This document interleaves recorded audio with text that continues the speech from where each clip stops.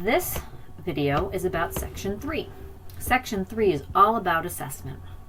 So in your theoretical and research-based questions, what you must answer are, what are the goals and benefits and uses of assessment? So you must discuss that.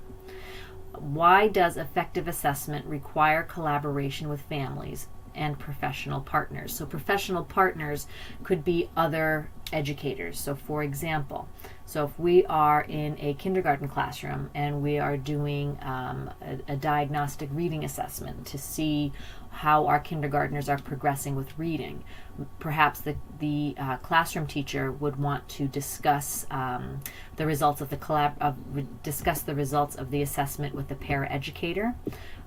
Maybe they'd want to discuss it with a Title I reading specialist. Maybe if they noticed that they think a reason a child might be delayed in reading is because they have perhaps they have a speech or language issue. Maybe the speech and language pathologist would be brought in. Maybe we notice that in kindergarten there's a really big red flag about learning and remembering basic concepts, and maybe a learning support specialist would be referenced in this. So that's what we mean. So how come it's not just the teacher making all these decisions? Why should we talk to the families and other professionals? And then what are the ethical standards and professional guidelines for assessment in early childhood? So we will have a whole section on assessment in our course. That's one of our modules. ECE also has a position statement on assessment. So that would be a wonderful thing to read and reference in this section. So that way you are using sound theory when you are discussing the needs and the benefits of assessment. So you're going to integrate what you saw in the videos or real life to support your understanding and demonstrate your understanding of those theoretical concepts. So some of the things you can discuss with the videos are the types of assessment you saw and what is it used for and how was it used. You can describe the context of the assessment that you saw. For example, was it a large group of children being assessed all at once, maybe like a PSSA style format, or maybe like a chapter 4 math test, where everybody gets out their pencils and puts up their folders and takes the test, or was it an individual one-on-one setting? Was it a quiet setting? Was it maybe the teacher taking an anecdotal during a spontaneous play experience with the children? So depending on what you saw in your videos, that's going to drive what you talk about in this section. So in addition to child learning, what other aspects of the ECE setting are assessed? So, and aside from just what the children are learning, are there anything in the environment that's being assessed? Is it something where the environment is looked at to see, is this environment actually meeting the needs of the children? Because remember in Section 1 we talked about how important that learning environment is. Well, there has to be a way that the environment is also assessed. So did you see that?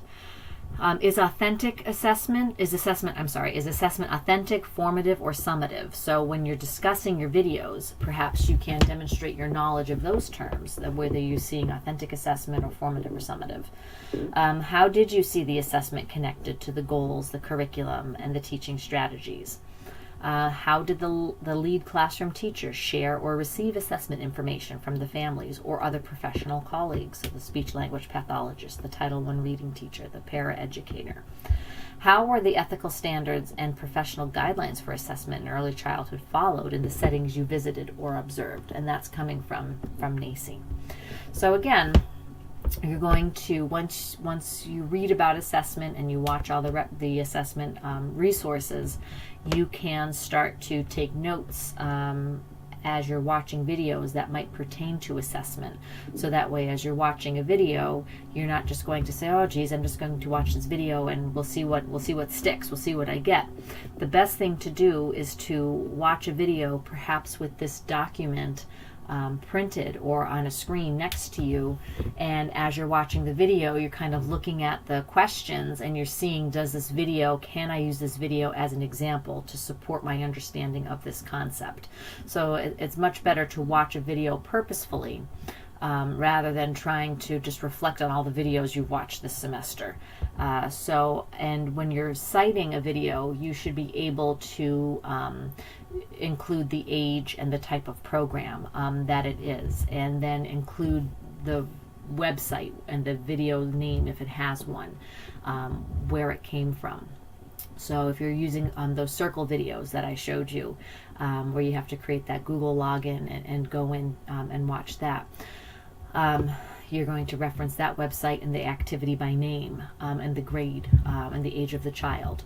If it's a YouTube video, you're going to reference the name of the YouTube, the grade, and then the URL where that video was found. So I do need to see what video you're referencing. You just don't want to say, oh, in this video I watched, that's not very helpful. You need to be able to walk it back to a specific video.